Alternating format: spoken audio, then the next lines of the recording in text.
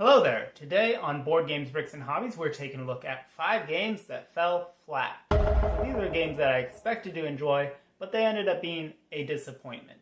For that reason, you're not going to see games like Decrypto or Cosmic Encounter, both of which I rate a 4 out of 10, but I went into those games expecting to have a mediocre experience, and so I wouldn't really call that a disappointment.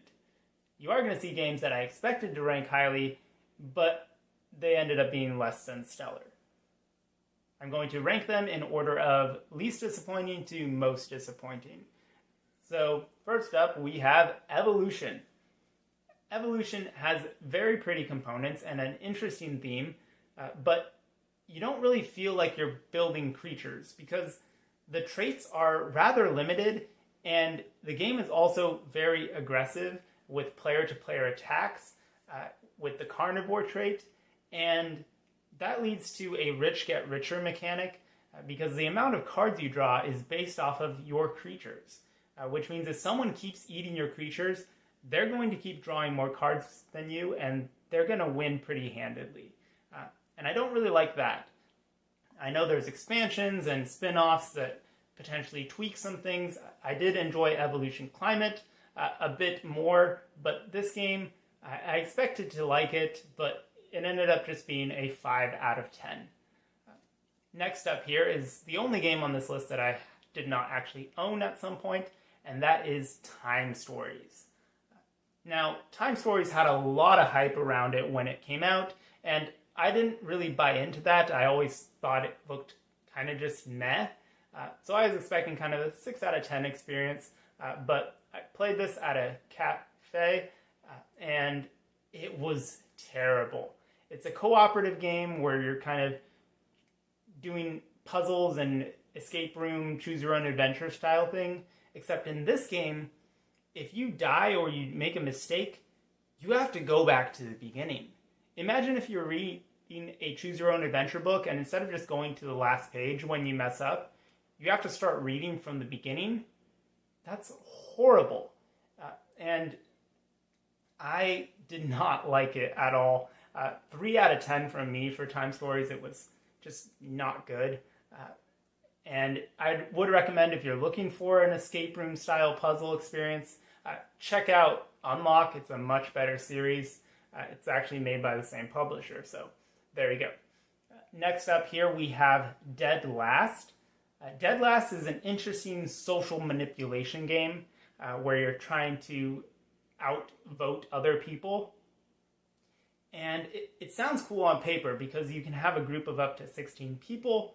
There's no restrictions to communication. You can chat with people. You can show cards. You can send smoke signals. I don't know.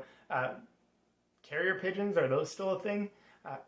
But the problem is, no one actually ends up doing that.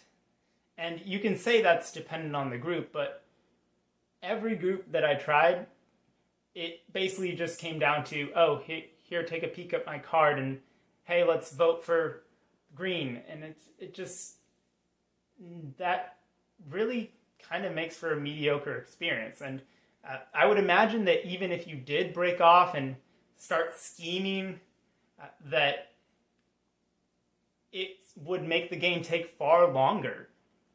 So for that reason, I do think this game might work well if you played it over the course of a week at like a summer camp or something. But in of itself, as a one-off at game nights, it's very mediocre. I would give it a 6 out of 10. Next up here we have Small World. Small World looks like a game that I would really like. You're taking 2 different attributes, combining them, creating a faction, and then conquering things like Risk. Well, not like Risk because there's no dice. Well, there is 1 die, but you're not using it to conquer. Anyway, the point is, you're taking your faction and you're conquering things, and at any point you can decide to put it into decline and choose a new one. That sounds cool. The problem is, the game never really lasts long enough. This is one of those games where the more players you have, the fewer turns you actually end up having. And I don't like that. You should not punish me with less gameplay just because I'm playing with 5 people and not 2. And I didn't really like that. So really in a 5-player game, you're probably only changing your faction once. And if that's the whole point of the game, then it's kind of absent. And what you're left with is a rather average 6 out of 10 light war game. Last, and I guess in this case least, we have 2 rooms and a boom, which I guess could be a game that I could put on a list of top 5 games that have been ruined by the current social political construct, but no, don't do that. So this is another social deduction game where you have 2 teams, red and blue. No, not that red versus blue caboose. There's no one to team kill here, okay? Well, one team has a president, one team has a bomber, and if they end up in separate rooms, then the blue team wins, and if they end up in the same room at the end of the final round, then the red team wins. And this is another game where it kind of just boils down to, here, look at my card. Oh, look, trust me. Or it just doesn't really make for a great gaming experience. It can go up to a high player count. I think people have played with up to 50. I never got that far, but pretty close. And in the end, just the hostage exchange, there's really not enough information to go off of. So I would much prefer a tighter experience, such as The Resistance, which is my favorite social deduction game. This is just a bit too loose and arbitrary. And yeah, you can throw in different characters to spice things up, but in the end, it's just... I just couldn't really get on board with it, which is a shame because it sounded like a lot of fun. So I did end up getting rid of it. But just kind of like Dead Last, it had a lot of just meh experiences to the point where I started thinking, it's probably not the groups, it's the game. And so those are 5 games that fell flat. Share yours in the comments. What's a game that you thought was going to be pretty amazing and it just ended up being lackluster? Maybe I should do a counter list of games that I thought were going to be mediocre, but they ended up being pretty cool. So there's a thought.